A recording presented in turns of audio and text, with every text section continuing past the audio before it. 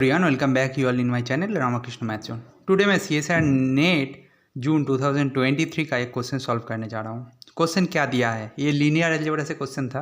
Question क्या दिया है, A B 3x3 matrix with real entries which of the following statement is false. मतलब false statement कौन सा है आपको फाइंड करना है। ठीक है, ये मैं बोल दूँ, ये पार्ट बी में पूछा गया था। ठीक है, ये पार्ट बी में पूछा गया था, बट बाय द वे कोई प्रॉब्लम नहीं, पार्ट बी में होगा तो आपको पता चलेगा ये एमसीक्यू क्वेश्चन है, तो आपके लिए क्वेश्चन एग्जाम हॉल में करना इजी हो जाएगा कि आपको एक आंसर मिल गया तो बाकी ऑप्शंस को चेक नहीं करना है। ठीक है, बट मैं यहाँ पे दिखा रहा हूँ, कोई मतलब नहीं, पार्ट बी में आया पार्ट सी में आया कोई मतलब नहीं है।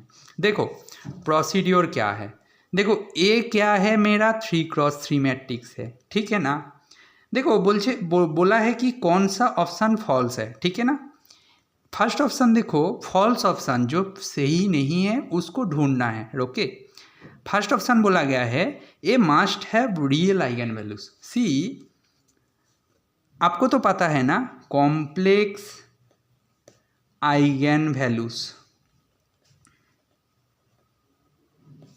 Are always in pair. आपको ये तो पता है ना कि कॉम्प्लेक्स जो आइगन वैल्यूज है वो ऑलवेज पेयर में ही होता है। ठीक है ना, ठीक है।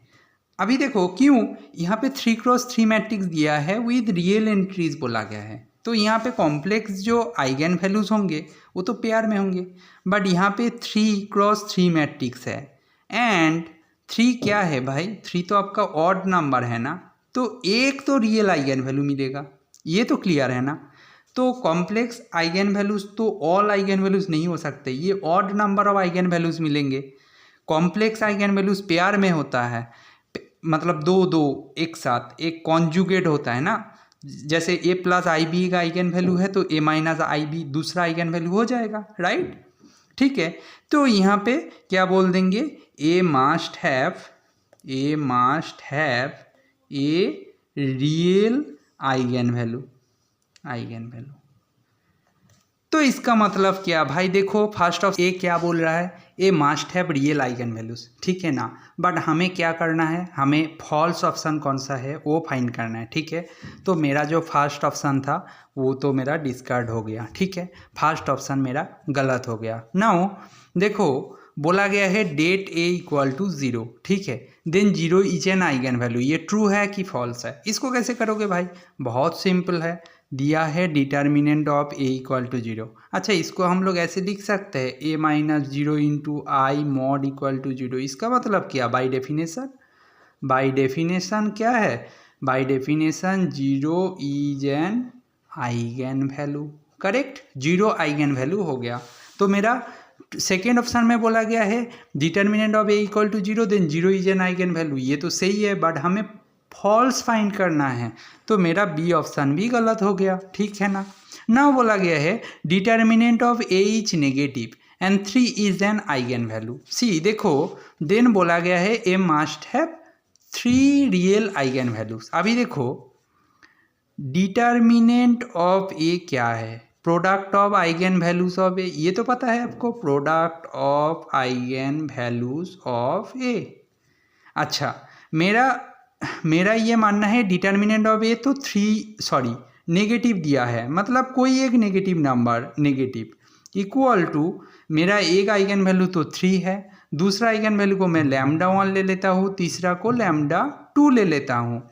यहाँ से क्या आ रहा है, lambda 1 lambda 2 equal to some negative number है कि नहीं, मतलब 3 से डिवाइड कर दोगे नेगेटिव नंबर को तो नेगेटिव ही रह जाएगा ना। अभी देखो let lambda 1 equal to A plus I B, मैं मान रहा हूँ कि देखो ऑप्शन क्वेश्चन में क्या दिया है, क्वेश्चन में दिया है कि 3 रियल आइगन वैल्यूज, मैं मान रहा हूँ कि 2 कॉम्प्लेक्स आइगन वैल्यूज है, तो लैम्डा 1 ये होगा तो लैम्डा 2 ऑब्वियसली ए माइनस कॉन्जुगेट हो जाएगा, right. Therefore lambda 1 into lambda 2 क्या होगा, ए स्क्वायर प्लस बी स्क्वायर होगा, और ये तो ऑलवेज पॉजिटिव ना, पॉजिटिव, राइट। तो यहाँ से ये जो स्टार इक्वेशन था, स्टार क्या इम्प्लाई कर रहा है, स्टार आपको इम्प्लाई कर रहा है पॉजिटिव इक्वल टू नेगेटिव, ये पॉसिबल है क्या? ये पॉसिबल है क्या? ये कभी पॉसिबल नहीं है ना, ये कॉन्ट्राडिक्शन आपके लिए आ गया। तो मेरा जो थर्ड ऑप्शन था, बोला गया है डिटर्मिनेंट नेगेटिव होगा एंड 3 एक आइगन वैल्यू होगा, तो ये must have real eigen values ही होना पड़ेगा, ठीक है ना। ये must have real eigen values, ठीक है। ये ऑप्शन भी सही है, बट ऑप्शन क्वेश्चन में फॉल्स पूछा गया है, तो क्वेश्चन में फॉल्स पूछा गया तो ये ऑप्शन भी गलत हो जाएगा। नाउ फोर्थ ऑप्शन बोला गया है determinant positive and 3 is an eigen value. इसका मतलब देखो, मैं यहाँ पे ही चेंज कर देता हूँ, तो डिटर्मिनेंट पॉजिटिव दिया है, इसका मतलब 3 से डिवाइड कर दोगे तो पॉजिटिव ही होगा, ठीक है ना, ठीक है ना। देन देखो, यहाँ से ये पॉजिटिव आया है और ये भी पॉजिटिव है, स्टार क्या इंप्लाई कर रहा है? पॉजिटिव, ठीक है। देखो पॉजिटिव इक्वल टू पॉजिटिव हो सकता है ना, it is possible, right, it is possible. कोई एक सिचुएशन ऐसा होगा जहाँ पे ये तो पॉसिबल हो जाएगा ना, तो इसका मतलब determinant of A equal to positive and 3 एक आइगन वैल्यू होगा, तो A must have 3 real eigen values, ये नेसेसरी नहीं है। May be complex, may be complex. देखा ना, मेरा जो लास्ट में जो सिंप्लीफाई किया हूँ वहाँ पे होल्ड हो रहा है, तो मेरे पास एक तो complex conjugate pair wise 2 eigen value का पेयर मिल जाएगा जो कॉम्प्लेक्स होगा, जिनके लिए डी ऑप्शन होल्ड हो रहा है, तो तीनों आइगन वैल्यूज रियल होने का कोई ज़रूरत नहीं था। इसका मतलब डी ऑप्शन गलत है एंड आपको फॉल्स ऑप्शन फाइंड करना है, तो ये आपका सही आंसर हो जाएगा, आपका आंसर होगा डी ऑप्शन, ठीक है। आई होप इसको आपको समझ में आ गया। देखो मैं डिस्कस करने गया हूँ, आपके पास 4-5 मिनट लग गया, बट बात ये है आपको एग्जाम में तो कुछ नहीं करना ना, क्वेश्चन करने के लिए आपको बहुत आसान क्वेश्चन था, फॉल्स फाइंड करना था, पहले वो देख लेना है।